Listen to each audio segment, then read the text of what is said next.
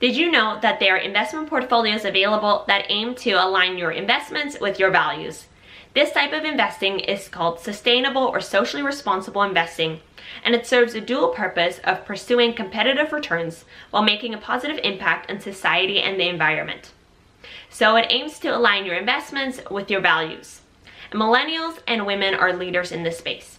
A little fun fact, socially responsible investing began in the late 1960s when investors began excluding stocks or industries from their portfolios based on business activities such as tobacco production or involvement in the South African apartheid regime. So how do these investments get screened or selected?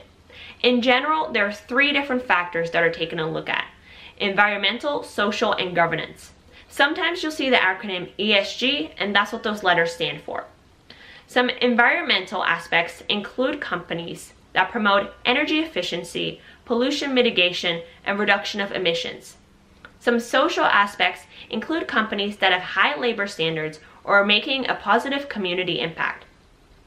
Some governance aspects include companies that promote diversity in the workplace, especially on the C-suite levels or board of directors. Excessive executive pay and political contributions are also taken a look at. This type of sustainable and socially responsible portfolios invest in businesses that are committed to sustainable business practices.